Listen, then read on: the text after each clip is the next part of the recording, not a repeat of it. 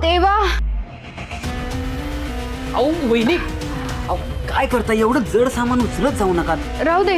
अहो राहू द्या, काय द्या इकडे माझ्याकडे. बापरे, एका बॅगनीच किती दमलीये मी. माय गॉड. तुम्ही कुठे निघालात? नाही नाही, मी कुठेही जात नाहीये, तुम्ही जाताय. मी मी कुठे जाणार आहे? म्हणजे तुम्हाला ही बॅग घेऊन राणीकडे जायचंय. राणी तिकडे वस्तीवर गेलीये ना राहायला, सो तिचे कपडे आहेत या बॅग मध्ये. इंद्रा भाऊजींनीच सांगितलंय ही बॅग राणीपर्यंत पोहोचवायला. इंद्रा दादाने सांगितलं? पण दादा मला काहीच बोलला नाही. थांबा, मी फोन करून विचारतो त्याला.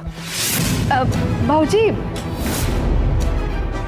त्याचं काय झालं माहितीये का, इंद्रा भाऊजी तुम्हाला फोन करत होते, पण तुमचा फोन लागला नाही ना, म्हणून त्यांनी मला निरोप दिला की अजित भाऊजींना सांग पटकन बॅग द्यायची आहे म्हणून. त्याचं काय आहे, इंद्रा भाऊजी ऑलरेडी चिडलेत है ना. आता जर आपण वेळेत बॅग नाही दिली तर ते आधी तुमच्यावर चिडतील आणि मग माझ्यावर. कशाला ना फोनमध्ये वेळ वगैरे घालवायचे आपल्याला. त्यापेक्षा तुम्ही पटकन जा आणि बॅग देऊन या.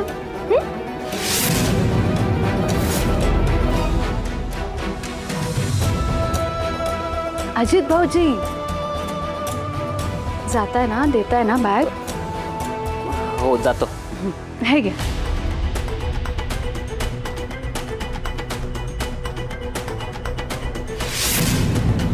वा, शाब्बास उर्मिला, तुझा हा प्लॅन सुद्धा लवकरच सक्सेसफुल होणार.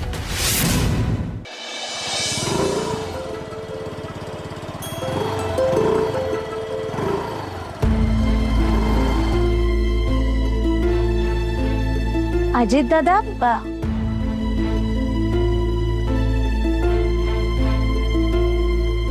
अहो तुम्ही इथे? हो बॅग द्यायला आलो होतो.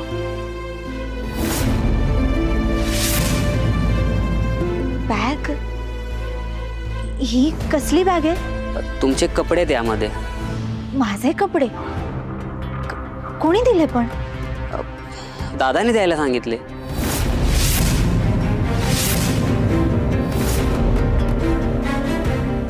पण इंद्रजीत जरा असे कसे काय वागले? मला पण तेच कळत नाही की दादा असं का करायला लागलाय. खरं तर हे सगळं काय चाललंय ना, मला काहीच कळत नाहीये. ही बॅग इंद्रजीत सरांनी तुम्हाला स्वतःहून न्यायला सांगितली? हो, त्यानेच सांगितलं. म्हणजे त्याने मला नाही सांगितलं, पण सांगितलं नाही सांगितलं म्हणजे मला काय नीट झालंय सांगता का? सांगतो, एक मिनिट. ही बॅग मला दादानेच द्यायला सांगितली. म्हणजे दादाने मला डायरेक्ट नाही सांगितलं, डायरेक्ट त्यांनी उर्मिला वहिनींना सांगितलं. उर्मिला वहिनींनी सांगितले की बॅग घेऊन जावा म्हणून, आणि उर्मिला वहिनीच ही बॅग भरून दिली मला. म्हणजे इंद्रजीत सरांनी ही बॅग तुम्हाला डायरेक्टली दिली नाही? हां, म्हणजे डायरेक्ट मला नाही सांगितलं.